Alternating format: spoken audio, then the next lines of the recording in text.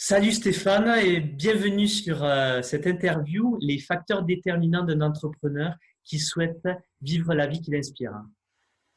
Donc, Salut bonjour Xavier. à toi. Bonjour à toi. Aujourd'hui, en fait, je t'ai invité parce que j'avais fait avec toi une immersion à Annecy en décembre dernier. Quel de le dire.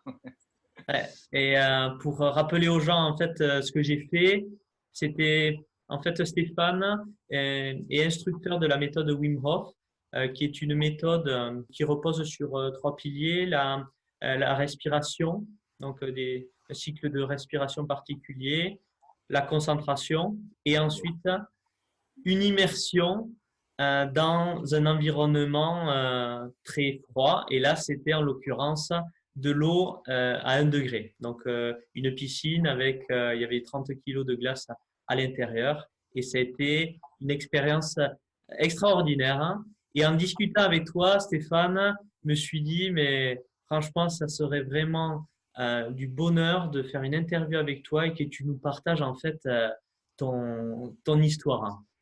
Bah, écoute, merci pour ta sollicitation en tout cas, et je suis ravi de partager avec toi. Ouais. Est-ce que tu peux en quelques minutes en fait te présenter pour les gens qui ne te connaissent pas?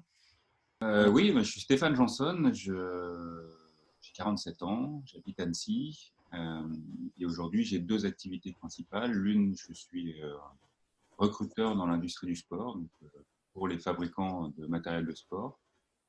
Et l'autre, j'accompagne en évolution personnelle, développement personnel, avec plusieurs outils. Mon premier pilier était dans la connaissance de soi, donc vraiment accompagner pour qu'on puisse se reconnecter à sa manière singulière, innée, fluide de faire les choses. Ensuite, beaucoup de travail sur la respiration. Et puis, j'apporte aussi une dimension au niveau du corps, avec notamment le yoga, mais aussi une démarche qui vient de l'acupuncture. Parce que pour moi, le corps et le mental sont indissociés. Ça, c'est pas un scoop. Mais surtout, quand on travaille en coaching, c'est aussi intéressant de pouvoir passer par le corps pour intégrer vraiment les choses. Et puis parfois, il y a des choses qui sont plus facilement dénouables en passant par le corps qu'en passant par le mental. Mhm.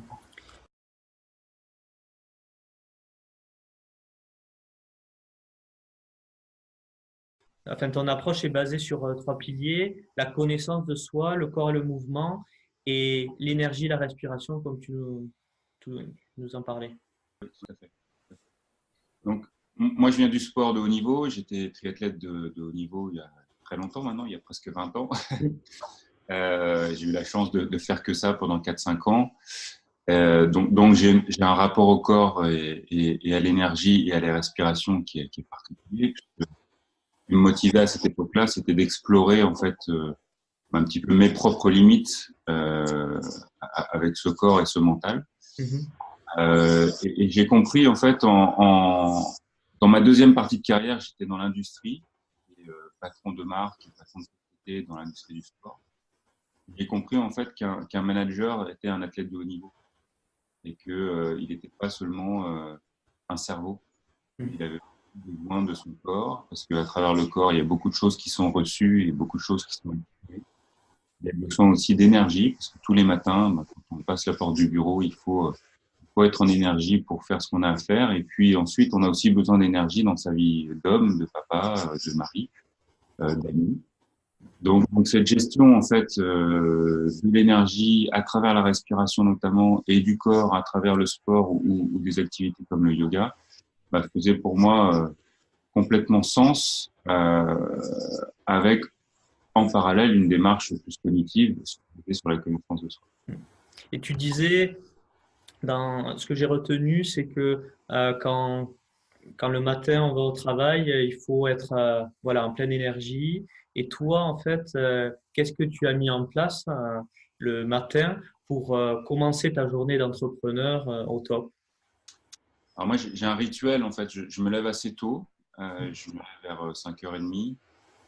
J'ai un rituel qui dure entre 45 minutes et 1 heure, où je vais faire de la respiration. Alors, soit la respiration Wim Hof, soit des techniques de respiration inspirées du yoga. Je vais passer une bonne demi-heure là-dessus. Je vais ensuite faire un petit rituel de mouvement qu'on appelle les 5 tibétains. Donc, c'est un rituel de mise en énergie du corps, d'assouplissement du corps, de renforcement du corps très rapide qui prend 5-6 minutes maximum. Il y a 5 exercices. Et ensuite, je m'immerge dans un bain froid ou une douche froide de manière à compléter ce rituel. Quand mes enfants se lèvent, je suis pleinement disponible. Voilà. Ouais, d'accord. Et pour les personnes qui nous écoutent, tu peux nous dire pour toi l'intérêt en fait de prendre ces douches froides? Ah, bon, moi, si on va au début, je me suis impliqué dans la méthode Wim Hof parce que j'avais peur du froid. Hmm. Euh, un ancien copain de triathlon qui avait déjà attaqué cette démarche, qui m'en a parlé. Et au moment où il m'en a parlé, il y a plein de choses qui sont revenues de mon histoire personnelle qui étaient liées au froid et qui étaient très inconfortables. Et bon, quand on est dans cette démarche un petit peu de connaissance de soi, justement, d'explorer un petit peu comment se développer dans son potentiel, bah, ça peut être intéressant parfois d'aller visiter quelques peurs avec prudence, hein, parce que c'est à ça que du coup, je me suis dit, bon, bah, si lui, il y va, si lui, il prend des bains avec des glaçons chez lui, bah, je vais pouvoir y arriver. Donc, je me suis impliqué dans cette démarche. Et puis, comme j'ai un besoin de compréhension fort, c'est une motivation profonde, j'ai décidé de m'embarquer dans ce processus de certification avec Wim Hof, de rencontrer d'autres instructeurs aussi, de manière à comprendre un petit peu pourquoi. Alors, la question, c'était pourquoi le froid? Dans les ateliers, le froid, c'est avant tout une épreuve. Une épreuve qui va générer un stress fort, puisque tu disais tout à l'heure, c'est une eau à 1 degré, à 1, 2 degrés, en fonction de la quantité de glace qu'on va mettre. Donc, très loin du confort quotidien dans lequel on s'est installé. Donc, ça représente une peur forte, voire pour beaucoup de gens une croyance limitante. Il y a beaucoup de Hmm. gens qui parlent qui disent non, mais moi, le froid, jamais, jamais. J'avais cette croyance avant aussi. Oui, voilà, et puis on t'a surprise. Donc, la croyance limitante ou la peur, elle peut être intéressante à visiter parce qu'elle va générer un stress fort. Et le froid, en plus, une symbolique qui est très proche de la symbolique de la mort.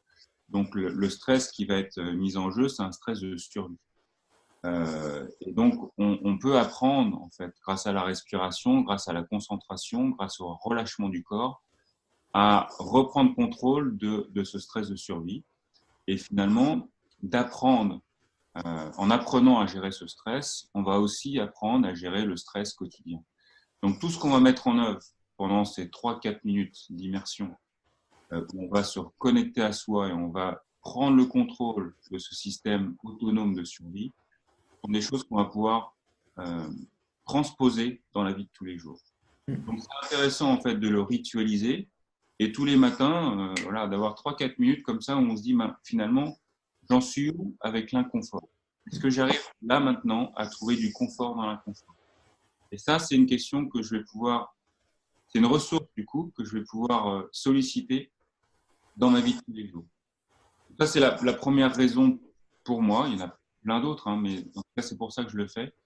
Et la deuxième raison, elle est physiologique, c'est que le froid, en fait, est un accélérateur de physiologie. Je vais avoir des effets au niveau vasculaire, je vais avoir des effets au niveau cardiaque, je vais avoir des effets euh, positifs en fait sur mon système hormonal, parce que j'ai des hormones du stress en fait qui vont monter très fort et puis je vais apprendre à les descendre très fort aussi, de manière à ce que ça reste équilibré. Ça c'est la deuxième chose. Et puis la troisième chose, c'est que comme on s'est installé dans ce confort un petit peu stable à tous les niveaux, hein, que ce soit la température, puisqu'on est dans un environnement tempéré en permanence, Oui, bien sûr. voilà, que ce soit aussi dans l'utilisation de notre corps. Je prends souvent l'exemple, moi je suis souvent dans les gares à Paris, quand tu vois un escalier en béton ou un escalator, ben, il y a beaucoup plus de gens sur l'escalator que sur l'escalier en béton. Or, on est fait pour bouger, on est fait pour marcher, et même cela, on s'en est coupé.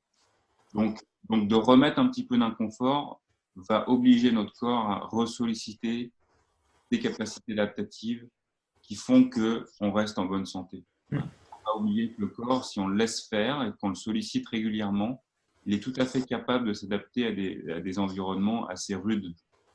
que la nature propose. Et en se coupant de ça, en empêchant finalement notre corps d'être dans ces dynamiques d'adaptation, on déclenche un certain nombre de pathologies et de maladies qui seraient facilement évitables. Voilà. Donc, ça aussi, ça fait partie du… Oui, et par rapport à ce que tu dis, là, cette sollicitation du système euh, primitif de survie, je l'ai bien ressenti, moi, quand j'étais dans l'eau, où vraiment on a mais dans la tête une petite voix qui dit sors de là. En fait, ce que j'ai ressenti, c'est vraiment, ouais, comme tu dis, ce contrôle sur ce qui est en train de se passer, cette observation de ce qui se passe, parce qu'en fait, on le sait, il n'y a pas de danger, mais en fait, le corps a un mécanisme automatique qui me disait, moi, par rapport à mes croyances, par rapport à ce que je connaissais de l'eau froide, qu'il fallait urgemment sortir. Oui, et c'est OK, si tu veux. C'est OK Mm. parce que ce système-là, il est utile. Faut se remettre dans le contexte d'il y a quelques milliers d'années. Ce système-là, il permettait de rester en vie quand on croisait un lion au coin du bois. Bon, je sais pas où tu habites, mais chez moi, les lions, on est OK. Mais Il y à en a, Toulouse, ça va aussi. il y en a moins qu'à… Donc, du coup, ce système, il se met en route maintenant pour des niveaux de stress beaucoup plus acceptables, finalement, ou moins dangereux. Il va se mettre en place parce que on te klaxonne à un feu rouge. Il va se mettre en place parce que tu reçois un email désagréable. Oui. Voilà. Et finalement, toute la physiologie qui se met en œuvre en permanence a un effet plutôt délétère sur le corps, plutôt que ce qu'il devait faire au départ, c'était nous protéger. Donc, reprendre le contrôle de ce système et lui redonner sa juste place, c'est-à-dire quand vraiment il y a menace de ma survie, finalement, euh, redonner un élan de santé à mon corps. Voilà. Donc ça aussi, c'est important. Il y a la deuxième notion qui est intéressante dans ce que tu mentionnais, c'est dans une démarche volontaire de rentrer dans cette eau glacée. Ça faisait partie d'un programme qu'on t'avait soumis et donc c'était volontaire. Donc quand je suis volontaire et que mon système autonome se déclenche, ben, j'ai aussi la capacité de lui dire non, non, mais c'est OK. Je suis volontaire pour faire ça. J'ai envie de le vivre, j'ai envie de le vivre calmement. Oui. Donc, je mets en place les systèmes qui me permettent de le rassurer. Voilà. Donc, la notion d'être volontaire, c'est quand même important parce qu'on est dans cette démarche proactive. Donc, on reprend le contrôle de. Voilà. Mm, mm. Et reprendre ce contrôle, je le vois aussi par rapport à ces entrepreneurs qui nous écoutent et qui sont sollicités par différents stress, que ce soit peut-être les clients par rapport aux activités qu'ils font, aux décisions qu'ils doivent prendre, et donc habituer son système à gérer plus ces phases de stress. Est-ce que ça peut les aider à mieux gérer ces différents stress de type, on va dire, les stress occidentaux en quelque sorte, parce qu'en fait, c'est quelque chose qu'on s'est créé dans notre société. Est-ce que ça peut les aider de mieux appréhender ce stress? Oui, c'est un petit peu ce que je disais. C'est entre le seuil initial d'utilisation de ce système reptilien de survie qui était la menace de ma vie parce que je pouvais me faire croquer par un lion dans la savane. Et puis les niveaux de stress qui les déclenchent aujourd'hui, finalement, ça fait que ce système il est allumé en permanence. Ouais. Donc remonter le seuil à sa juste place avec de l'entraînement, c'est un vrai entraînement, ça va me permettre justement d'avoir l'émulation, l'excitation de ma prise de décision du quotidien, mais pas le stress oxydatif qui agit à l'encontre de ma santé. En plus, quand on s'entraîne comme ça grâce au froid, parce que je parle du froid, mais c'est un maître d'apprentissage incroyable, tu l'as certainement vécu, quand tu es dans le bain froid, tu as des sensations qui ne sont pas agréables, il faut le dire, ça fait mal. Dans le chaud, moi le premier, hein, même si je le fais. Ouais. Sur la vidéo, là, j'ai fait une vidéo, c'est la numéro 15 sur 30 de mon challenge, une vidéo par jour pendant 30 jours que vous pouvez voir sur ma chaîne YouTube. Et on voit que, on m'a dit, ouais, tu as l'air paisible. Oui, en apparence paisible, mais à l'intérieur, c'est voilà, moi je l'appellerais pour moi, c'était un peu une lutte avec moi-même. D'accord. Une lutte au début, et après, comme tu le dis, c'est être dans la fluidité, l'observation, d'être Ah, relâché. tu as mentionné le mot-clé pour moi, c'est l'observation. Mm. À un moment donné, ces sensations désagréables, elles sont toujours présentes, mais, tu les alimentes plus. C'est-à-dire que tu viens pas dire ah oui, j'ai mal aux mains parce que ça fait mal aux mains le froid. Oui. Peut-être que je vais perdre un bras, peut-être que je vais perdre un doigt, peut-être que je vais avoir du mal à me réchauffer, peut-être. Voilà. Là, je suis en train mentalement d'alimenter D'alimenter. une sensation. Mm. Or, si je suis juste en observation de la sensation, je fais attention au vocabulaire que j'utilise en disant ben, j'ai une sensation qui est désagréable, ça c'est déjà teinté, mais j'ai une sensation, point. Je prends de la distance avec l'événement. Et du coup, je suis en observation. Mais je ne suis pas en train d'alimenter, je ne suis pas impliqué dans cette sensation. Et finalement, avec l'entraînement, c'est peut-être ce qu'on peut proposer aux gens qui te suivent, donc aux entrepreneurs. C'est-à-dire que dans une sensation désagréable du quotidien dans mon business, bah, si je suis en observation de ce qui se passe, je vais avoir le recul nécessaire, le lâcher prise. Du coup, le lâcher prise dans l'eau froide, on le perçoit bien. Mais le lâcher prise pour pouvoir avoir une vue globale de la situation et prendre des décisions un petit peu plus vite, voilà, sans être trop emporté par mes émotions. Donc ça aussi, c'est un entraînement. C'est pour ça que je faisais le parallèle entre l'entrepreneur, le manager et l'athlète de haut niveau, c'est qu'il y a plein de choses qui ne sont pas forcément innées et qu'on doit sinon apprendre, réapprendre peut-être. Voilà. Ouais. Et ce que je vois, moi, c'est en étant aussi beaucoup dans le sport et en ayant fait, en fait, cette immersion dans l'eau, c'est qu'en fait, c'est plus palpable. C'est beaucoup plus palpable en étant dans l'eau. On sait que c'est le froid qui nous génère ce stress. Quand on fait du sport, on sait qu'on veut sortir de sa zone de confort. On sait pourquoi on le fait. Et c'est vrai que euh, on s'aperçoit pas forcément que dans le quotidien, on peut s'auto-alimenter et générer en fait ce stress en euh, focalisant, en se disant des choses sur la situation qui nous arrive. Bien sûr, bien sûr. Il y a une autre notion qui est intéressante et je vois surtout ça chez les sportifs justement, c'est la notion de résilience. C'est-à-dire que comme dans l'entraînement sportif, justement dans une démarche de déclencher des adaptations dans mon corps, donc je me soumets à des choses inconfortables. L'entraînement sportif est douloureux en général. C'est-à-dire que ce n'est pas une situation très agréable quand je vais courir très vite ou faire des séries de sprint ou des séries intenses sur une piste, etc. C'est justement pour soumettre mon corps à une adaptation. Donc, ça fait mal. Pour autant, je suis dans une dynamique de performance, donc je développe ma capacité en fait à soutenir cette douleur. Et chaque fois, je vais peut-être pouvoir reculer mon seuil de douleur. Quand on transpose ça dans le management ou l'entrepreneuriat, bah là aussi, je vais pouvoir m'entraîner à reculer mon seuil de tolérance de l'inconfort. Okay, sauf que ça génère beaucoup d'émotions chez moi. Et sauf que ça génère des gestions de stress qui, d'un point de vue hormonal, en tout cas, sont pas forcément justes pour ma santé. Donc, dans une situation volontaire d'entraînement sportif, je suis résilient, je tiens le coup, je sais pourquoi je fais les choses. Dans une situation d'entrepreneuriat et de management, il y a plein de choses pour lesquelles je ne suis pas volontaire, qui me tombent dessus et que je dois gérer. Et c'est là où la distance est importante. Parce que là, je viens demander à personne, et j'ai un client qui me refuse une commande ou qui ne me paye pas, et j'ai un collaborateur qui n'est pas content. Ça, c'est des choses qui sont hors de ma zone d'influence. Il faut que je les gère. Donc, la meilleure manière, c'est de prendre le recul, d'être OK, aligné avec mes émotions et d'apporter la juste réponse à cette situation. Ouais, ouais, parfait. Euh, J'avais lu que euh, tu as eu une lecture d'un livre qui a été, à ce que j'ai compris, assez clé dans ta vie, qui s'appelle L'Alchimiste. Ouais. Moi, j'ai lu plusieurs livres. Hein.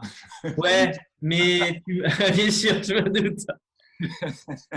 Non, mais en tout cas, celui-là, il était pour moi très fort. Ouais, Ouais, j'étais très jeune, hein, je devais avoir peut-être 12 ans, 12 ans peut-être. de Paolo Coelho, c'est ça? Ouais, ouais, c'est ça. Ouais. Je suis tombé sur ce livre. Le titre m'avait intrigué, l'alchimie, je ne savais pas ce que ça voulait dire. Euh, et, euh, et dans ce livre que j'ai lu plusieurs fois, du coup, parce que je pense que je n'avais pas saisi toute la profondeur. En tout cas, il était mention de légende personnelle. Et très petit, je me suis posé la question de ce qu'on venait faire ici. Je trouvais cette vie merveilleuse, mais je me disais, voilà, ça doit avoir une utilité à quelque chose d'être ici. Ça m'a jamais quitté en fait. Et tout mon parcours est très varié. Hein. J'ai été prof de physique-chimie, athlète compétiteur de haut niveau. Après, pendant 20 ans, j'ai été dans l'industrie en tant que Cadre en vente, c'est ça? J'ai fait un MBA. Ensuite, je me suis formé à la médecine chinoise pendant 5 ans. Puis après, au coaching, à différentes techniques. De multiples intérêts. Oui, en tout cas, dans cette recherche à la fois de ce qui avait du sens pour moi, de rechercher aussi ce à quoi je pouvais contribuer, très plus grand que moi. J'ai eu une période de vie en fait où il fallait que je contribue à moi. Clairement, le sport de haut niveau, c'est un truc très égoïste. C'est un sport individuel, donc là, je cherche à faire du mieux possible avec ce que j'ai, d'accord. Et puis je me compare aux autres et j'essaie de gagner par rapport aux autres. Donc c'est moi, moi, moi, moi, moi. Et puis dans ma première période professionnelle, dans mes premières 10 années, 15 années de management dans les entreprises, bah là aussi, moi, je venais pas de ce monde-là. J'étais prof de physique-chimie, donc pas du tout dans l'industrie. Donc j'avais besoin de construire mon parcours. En même temps que je développais mes compétences, j'avais besoin, bah, comme beaucoup de gens peut-être, de gagner de l'argent. Voilà. À cette époque-là, c'était important aussi pour moi de m'asseoir dans un niveau social, d'accéder à un certain confort, d'avoir une belle maison, une belle voiture, des choses qui sont toujours importantes aujourd'hui pour moi, mais elles sont là, donc j'en profite, voilà, je les apprécie. Et puis à un moment donné, bah, tout ça, on dit, mais ça s'arrête où en fait? En plus, j'étais dans un cercle vertueux parce que je travaillais pour une boîte américaine et les Américains sont assez forts dans l'entretien de la motivation. Et puis, toutes les années et demie, on te change de poste et puis du coup, tu prends un petit peu plus sur ton salaire et puis Oui. c'est Une valorisé. motivation extérieure. Extérieur, exactement. Et Ouais. puis, voilà, sauf qu'à un moment donné, je me suis dit, mais oui, mais alors j'ai suffisamment là. Donc, c'est quoi le coup d'après? Et là, j'ai été en recherche pendant 5-6 ans de ce sens. En fait. Et je me disais, mon parcours est celui-là, mes compétences sont celles-là, mes envies sont celles-ci. Euh, et comment je prends tout ça, je cherche de la cohérence et je donne pour justement plus grand que moi. J'aime bien cette expression parce que du coup, c'est plus moi le sujet, Oui. c'est est-ce que je peux contribuer à l'extérieur. Voilà. Et donc, voilà, donc la phrase de la légende personnelle de Paulo Coelho, ça a été de dire j'ai forcément un chemin singulier sur lequel je m'avance. Manière ultime, en tout cas pour moi, c'est effectivement rendre un petit peu ce que j'ai pris les premières années. Et là, je suis à mi-parcours de vie si tout se passe bien, donc c'est le bon moment. Et du coup, de continuer à avancer dans cette direction. Et j'ai choisi de me centrer sur l'humain aujourd'hui. Dans mon métier de recrutement, c'est faire en sorte que les gens que je recrute pour les sociétés pour lesquelles je travaille soient complètement bien dans l'environnement dans lequel ils arrivent. Chez Zamst? Non, ça c'était avant, mais là maintenant je suis chasseur de tête en fait dans Ah, l'industrie. d'accord. Et donc c'est trouver la bonne adéquation entre le projet, l'entreprise et le candidat, sa personnalité, ses envies. Voilà, faire en sorte que ça matche pour que ça soit vertueux aussi. C'est juste au bon endroit, quoi. Voilà, ouais, ça c'est parfait. Et puis l'autre côté, c'est continuer avec des ateliers de coaching comme tu as pu découvrir avec Wim Hof, avec l'inspiration. Faire en sorte que tout à chacun, en tout cas les personnes que j'ai la chance de rencontrer, que je puisse les aider à se développer dans leur potentiel. Voilà. Ça aussi, c'est une formule à laquelle je tiens, c'est pas forcément développer mon potentiel, c'est déjà se développer dans son potentiel, parce qu'on a tous un potentiel incroyable. Et puis on en développe une petite partie, mais on cherche quand même à développer ce potentiel. Voilà. Donc c'est, ok, je suis ça, est-ce que déjà je peux remplir tout ce que je suis? Et puis une fois que je serai là, je pourrai aller étendre mon potentiel. Voilà. La séquence. Et suite à à la lecture de ce livre, donc tu parlais de motivation extérieure, et est-ce que ce livre t'a permis d'aller chercher autre chose, comme tu parlais, de plus grand que toi, comment ça s'est passé? Ah, je suis sur la voie, hein. C'est-à-dire que pour moi aujourd'hui, voilà, l'atelier qu'on a fait ensemble, par exemple, fait partie de cette mission de vie. Vous étiez une dizaine, ça fait peut-être 4 mois déjà qu'on a fait ça, pour revoir quelques-uns d'entre vous, je sais que ça a eu de l'impact dans vos vies. Et ça suffit à me nourrir en fait. Voilà. Quand j'ai ce type de retour, quand j'ai l'opportunité de rediscuter de ça avec toi, c'est que je me dis, bah, tiens, ça a dû le marquer d'une manière ou d'une autre, ou l'aider d'une manière ou d'une autre. Ouais. Et donc, ça me remplit. Voilà. Et ça, c'est mon chemin, je pense. Donc, j'ai envie d'accélérer là, et puis justement de me développer dans mon potentiel et ma capacité à faire cela. Après, au-delà de la légende personnelle, si tu veux, dans l'alchimie de Paulo Coelho, il y a un autre élément qui m'a énormément servi dans ma vie, c'est l'écoute des signes de la vie. Hmm. Vraiment, une fois que tu es branché sur le fait qu'il y a effectivement une manière singulière pour toi d'avancer dans la vie et que tu observes la vie, en capacité de l'observer aussi, la vie t'envoie des signes qui t'orientent. Voilà. Qui t'orientent parce qu'il y a certains signes qui te font dire bah, c'est pas là qu'il faut aller, c'est pas le bon chemin, donc il faut réaligner. Et puis il y a des signes qui au contraire te disent ben oui, c'est comme ça que ça doit se passer et c'est ce chemin-là que, Ouais. tu dois. Et tu parles d'alignement. Ouais, Euh, c'est quelque chose que moi j'ai vécu où quand j'étais pas aligné, ben, ces signaux, tu les vois pas en fait. Enfin, ouais, je les voyais pas. Et c'est au moment où je me suis aligné avec mes valeurs, avec ce que je suis vraiment, ma nature profonde, comme tu le dis aussi, que là, j'ai commencé à voir des signes extérieurs qui me disaient, ouais, c'est par là. ouais, tout à fait, tout à fait. Alors les signes qui vont te dire peut-être c'est pas là, et c'est là où je reviens à mon postulat de départ sur mes 3 piliers. Parfois, c'est le corps qui te les donne. Parfois, ton corps fonctionne pas comme il faut. Tu vas avoir une douleur quelque part, voire pire, une pathologie. D'accord. Des gens qui peuvent tomber malades aussi parce qu'on n'est pas complètement aligné avec notre chemin. Donc c'est pour ça que l'écoute du corps, pour moi, est intéressante. Voilà. On somatise beaucoup de choses. Notre corps nous parle. Il fait émerger de l'inconscient des choses qu'on ne veut peut-être pas voir ou qu'on n'est pas en capacité de voir.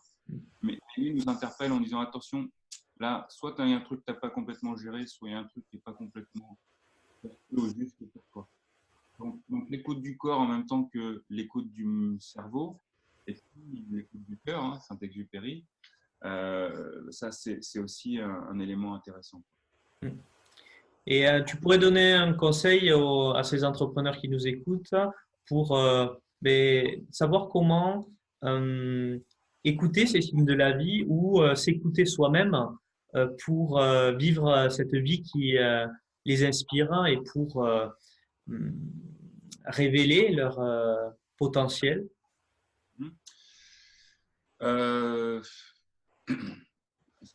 pour moi, c'est plus un partage qu'un conseil. Ça a été de comprendre, en fait, comme j'ai dit tout à l'heure, le corps est un élément fondamental. Du fait qu'il arrive dans un projet entrepreneurial ou dans une charge de travail très importante ou un stress très important, qu'on néglige ce corps en se disant bah, tiens, quand j'aurai le temps, je ferai. Quand j'aurai le temps, je ferai du sport. Quand j'aurai le temps, je mangerai bien. Quand j'aurai le temps, je dormirai bien. Or, c'est justement quand on a besoin de gérer des choses importantes qu'on a besoin que ce corps fonctionne très bien. Donc, déjà, ne pas négliger cette partie-là, s'astreindre à une routine qui sera une contrainte au départ, mais ensuite un besoin, à une routine en fait qui vise à entretenir ce corps et à le laisser en bonne santé, en bonne souplesse. Je parle beaucoup de yoga, mais la souplesse du corps se retrouve dans la souplesse de l'esprit. Donc, essayer d'avoir des pratiques comme ça qui nous permettent d'entretenir notre corps. Et puis, le corps, il va recevoir de l'information qui est autre que de l'intelligence, qui est de l'émotion, qui est de l'intention, qui est de l'intuition, de l'énergie. Et ça aussi, ça nous permet d'aligner, en fait, de nous aligner sur notre parcours de vie. Mm. voilà, il y a forcément plein de choses à dire, mais j'insisterai sur le corps aujourd'hui parce que Ouais, c'est ce qui me frappe en fait quand je suis comme ça quand je suis à Paris par exemple et que je vois plein de gens temps, c'est la relation que qu'on peut avoir au corps qui est souvent pas juste. Voilà. On se ouais, fait et on se coupe d'une grosse partie d'informations et de capacités. ouais. Et en début d'interview, tu as parlé de respiration. Là, tu parles du corps. Et comment peut-on utiliser cette respiration pour écouter ces signaux du corps? Est-ce que tu as un type de respiration que tu pourrais faire là, un petit exercice pour que les gens pratiquent là quelque chose? Est-ce que tu pourrais faire quelque chose Ah, oui, oui, oui, bien sûr. Bah, déjà, la respiration est un moment privilégié à soi. C'est-à-dire hmm, que dès l'instant où je vais m'impliquer dans un exercice respiratoire, où je vais mettre ma conscience sur la respiration, hein, bien voir que la respiration, elle peut se passer sans nous, c'est la magie de notre survie, mais c'est aussi une des seules fonctions physiologiques vitales qu'on peut contrôler avec la conscience. Donc, je peux déterminer la durée de mon inspire, la durée de mon expire, et je suis complètement maître là-dessus. Donc un bon exercice, par exemple, pour se centrer, ça peut être de faire un exercice de cohérence cardiaque. hmm, C'est très simple. Je vais me placer en étant bien droit, bien détendu. Et puis, je vais placer une respiration nasale. Je ne vais pas rentrer dans les détails, mais une bonne respiration, c'est par le nez, à l'inspire, à l'expire. Euh, et puis, je vais compter dans ma tête pendant 5 secondes sur l'inspire. Et puis, je vais compter dans ma tête pendant 5 secondes sur l'expire. Et je vais petit à petit induire un rythme qui va me permettre comme ça d'harmoniser toute ma physiologie. Et à mesure que je fais ça, je vais mettre mon conscient, mon mental, sur autre chose que tous mes petits sujets quotidiens, qui sont positifs ou négatifs d'ailleurs, mais je vais juste placer la conscience dans mon corps. Donc, bah, c'est assez simple, hein, vous pouvez vous détendre. Vous allez placer sur l'inspire et puis on va commencer à compter sur l'inspire 5 secondes. Allez, inspire. 1, 2, 3, 4, 5, expire. 1, 2, 3, 4, 5, inspire. 2, 3, 4, 5, expire. 2, 3, 4, 5, inspire. 2, 3, 4, 5, expire. 2, 3, 4, 5, inspire. 2, 3, 4, 5, expire. 2, 3, 4, 5, inspire. 2, 3, 4, 5, expire. 2, 3, 4, 5, inspire. 2, 3, 5, expire. 2, 3, 4, 5. Voilà, on a fait 5 cycles d'inspire et d'expire. Un cycle fait 10 secondes. On l'a fait 6 fois. Ça fait 1 minute de conscience sur la respiration. Idéalement, cet exercice, on pourrait le faire 5 minutes, 3 fois par jour. Voilà. Il y a une règle 3, 6, 5. Voilà. ouais. 3 fois par jour, 10 cycles de respiration par minute pendant 5 minutes. Donc, le matin au lever, milieu de journée avant de déjeuner, par exemple, et puis vers 17h ou 16h pour se remettre en énergie. Hmm. Mais ça ne prend pas de temps, c'est disponible, c'est gratuit, c'est Ouais. votre temps. Si vous ne voulez pas compter dans votre tête, il y a des petites musiques sur YouTube qui rythment en fait. C'est 5 secondes d'inspire, 5 secondes. Alors il y a plein de raisons hein, pour cette cohérence cardiaque. On pourrait développer ça pendant une demi-journée. Mais disons que voilà, pour l'instant, la pratique est aussi intéressante et observer ce que vous allez pouvoir en retirer et le calme que ça vous amène. C'est vraiment un recentrage très rapide dont on peut avoir besoin régulièrement quand on est dans le speed toute la journée. Ouais, ça permet de se reconnecter au corps avec cette respiration. Tu l'as fait ventrale, toi, la respiration? Façon ventrale, oui, idéalement ventrale. Yogique si possible. Yogi, c'est vraiment les 3 étages. Ça, je commence par le ventre, ensuite par la partie thoracique, et ensuite par la partie scapulaire. Mhm. Voilà, vraiment remplir mes poumons complètement. Euh, Toujours dans la détente et en essayant de vraiment rester concentré à soi. Moi, je conseille quand même de compter, parce que le fait de compter, ça va canaliser le mental Ouais. sur autre chose. Mais merci ouais, pour cet exercice. J'espère que les gens qui nous écoutent ont pratiqué parce que voilà, c'est super de pouvoir avoir des conseils d'un expert de la respiration et ça va grandement vous aider. Moi, je l'utilise de mon côté et ça m'apaise énormément. Ça me permet ouais, de me réaligner quand il y a beaucoup trop de choses, beaucoup hum, que ça commence à être trop dans ma tête, hein, j'essaie de me recentrer sur la respiration, sur le moment présent. Et c'est un Super, bon bravo. exercice. Ouais, merci. Merci Stéphane. Ben, c'était très intéressant tout ce que tu nous as partagé, une super histoire que tu as eue. Merci, merci pour ça. Si les gens veulent faire une immersion comme je l'ai faite, comment ils font pour te contacter? J'ai mon site, stéphanejanson.com. Voilà. Le seul point d'attention, c'est de bien écrire mon nom parce qu'il est compliqué. Donc, c'est JAN2S2ONE. Ouais. Sinon, j'ai une activité autour de la respiration qui s'appelle la Breathing Academy. Donc, c'est breathing-academy avec un Y sur Facebook. Et puis, si vous faites breathing-academy.com, vous retombez sur mon site également. Et puis là, vous contactez-moi. Voilà, j'habite Annecy, mais je suis toujours un petit peu partout en France. Donc, c'est assez facile pour qu'on se rencontre. Voilà. Et tu fais les immersions à quels endroits? Alors, Annecy, Paris et d'autres endroits, ouais, je me déplace avec ma petite piscine et mes glaçons. Ouais. C'est assez simple, en fait, de mise en œuvre. Il y a un atelier découverte, c'est à peu près 3 heures, 3 heures et demie, si on veut bien le faire. Et je le propose aussi en entreprise parce que au-delà du côté incentive, challenge d'aller dans la glace, il y a tellement de bienfaits autour sur la gestion au quotidien. Il y a tellement aussi de liens qui se créent avec ceux qui participent à cette activité. Il y a une notion de communication intuitive, d'empathie, de compassion qui se met en œuvre parce qu'on va faire quelque chose de fort ensemble. Donc il y a un team building qui se met en place naturellement. Donc, ça va au-delà de juste le défi de rentrer dans la glace. C'est vraiment des bénéfices physiologiques, des bénéfices sur le stress, des bénéfices sur la cohésion. Euh, Quand on est patron et qu'on veut animer une équipe, ils sont vraiment très forts. Ouais. Et un petit mot là par rapport à ceux qui ont des doutes par rapport à ça et à leur capacité de le faire.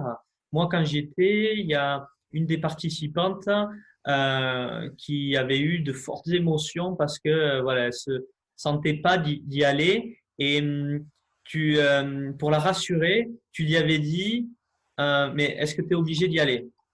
Mhm. Et ça avait descendu son niveau de stress. Et la première chose que tu lui as fait faire, c'est mettre seulement la main pour qu'elle se rende compte que la douleur, elle est là pendant un petit moment, qu'après elle disparaît si elle calme son mental. Et je me rappelle, elle a sorti sa main et elle s'est dit, ma main, elle est chaude. Oui. Alors, il y a plusieurs. Bon, déjà, sur une année, là, j'ai formé plus de 300 personnes et j'ai aucune personne qui n'y est pas allée et qui n'a pas vécu les choses comme il fallait. C'est-à-dire en total contrôle. Hein. Et c'est pour ça que je dis que ça dure 3 heures à 3 heures et demie, c'est qu'il y a une préparation. C'est pas bonjour Stéphane, je viens à l'atelier, pouf, dans l'eau froide. Non, il y a un process de manière à comprendre si je joue et comment on va faire les choses. Ensuite, effectivement, pour certaines personnes, c'est très, très engageant. Et donc là, je suis aussi là pour les accompagner. Alors, j'ai peut-être eu cette phrase avec cette personne-là, je ne m'en souviens plus, mais c'était spontané hein, qu'on qu'on évoque comme ça. En tout cas, l'épisode de la main que tu mentionnes, c'est surtout la main est une partie éloignée du corps finalement. Le corps, elle est au bout de mon bras. Donc, quand je mets la main dans l'eau froide, j'ai une sensation forte. Je suis à distance avec cette sensation. Donc, du moins, j'ai plus de capacité à prendre de la distance avec l'événement. Ce qu'on va chercher à dupliquer dans le bain froid aussi. Et puis, effectivement, il se passe au niveau physiologique quelque chose de très rapide au niveau de la main. C'est que si vraiment je suis concentré sur ma main et ma respiration, je vais effectivement pouvoir réétablir une sorte de chaleur dans ma main et mieux vivre cet instant. Voilà. Après, il faut bien comprendre que la main, c'est finalement ce qui est le plus dur à mettre dans le froid, parce que c'est ce qui est le plus vascularisé dans le corps. Oui. Donc, les sensations sont décuplées par rapport à quand j'immerge mon corps complètement. Voilà, donc, j'essaie toujours en fait, de rentrer dans l'eau froide et pas rester à mi-mollet pendant 1 heure, ça ne sert à rien. L'eau sera toujours froide dans 1 heure. Mais c'est de dire, voilà, une fois que j'ai décidé et que je me suis programmé pour y aller, à ce moment-là, je mets en place les outils de gestion qu'on évoque ensemble. Ouais, tu as aussi ton approche, ton attitude pour accompagner les gens. Voilà, elle est très rassurante, en rondeur. Euh, voilà, je recommande à tous ceux qui veulent venir. Ça fait partie du process. Et Mm, puis moi, à titre personnel, je me confronte aussi en permanence. Je suis allé faire un stage avec un maître de yoga Tumo, qui est un yoga aussi du froid, un monsieur qui a 90 ans, qui s'appelle Maurice Dobar. Et là, j'ai été explorer aussi des choses un petit peu plus importantes pour moi, pour continuer à apprendre sur ma capacité à gérer les choses. Le dernier jour de ce stage, on a fait 20 minutes d'immersion dans une eau à 2 degrés. Bon, bah, 20 minutes, c'est pas 3 minutes. Il y a plein d'autres choses qui se passent pendant ce temps-là.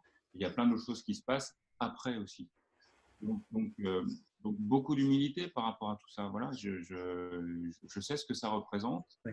et, mais je sais aussi ce qu'on peut gagner derrière. Donc c'est pour ça que je vais en général faire de mon mieux pour accompagner les gens qui sont un petit peu, enfin, qui ont besoin d'accompagnement ou besoin d'aide.